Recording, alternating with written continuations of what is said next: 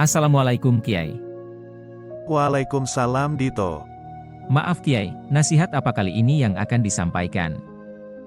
Baik, kali ini kita bahas tentang tujuan penciptaan manusia.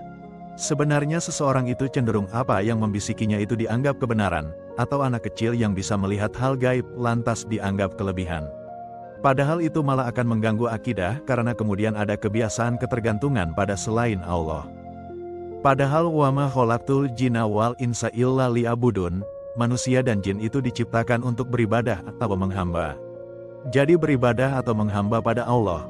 Apapun itu kok menjadikan kita tak beribadah atau menghamba lagi pada Allah, maka tandanya kita itu menyalahi dasar penciptaan atau rencana kita diciptakan.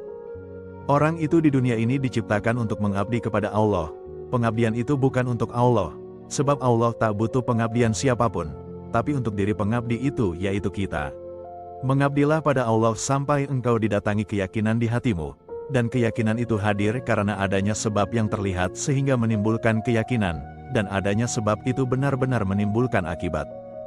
Orang memegang pisau, melihat tepi yang tajam dari pisau dan dia pakai mengiris daging, menjadikan dia tak ragu mengiris karena melihat hasil irisan awal yang mudah memotong daging, sehingga irisan selanjutnya tak ada keraguan.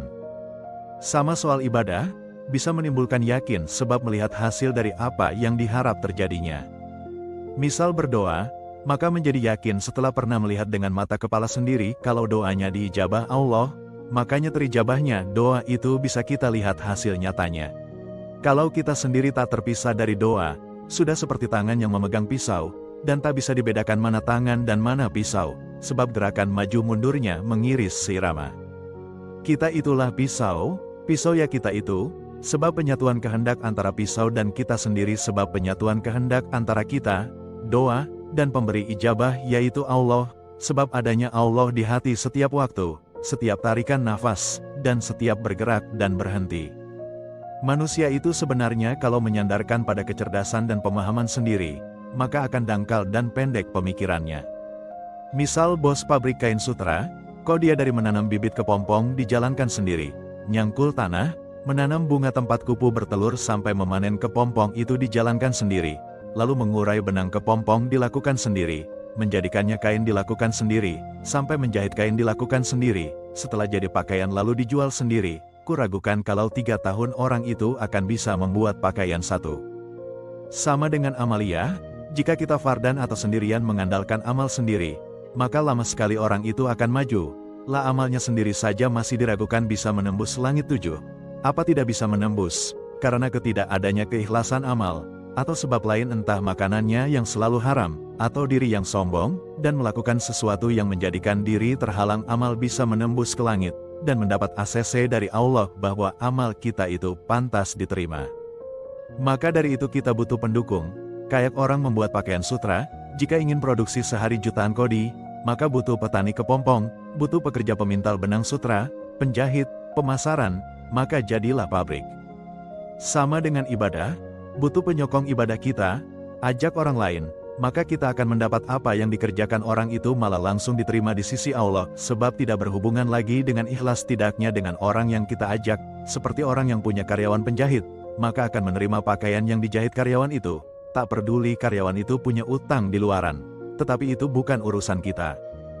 Juga kita butuh penyokong amal, jika kita tidak bisa mengajak orang lain untuk beramal, umpama kita tidak bisa mendirikan perusahaan, kenapa kita tidak tanam modal dalam perusahaan?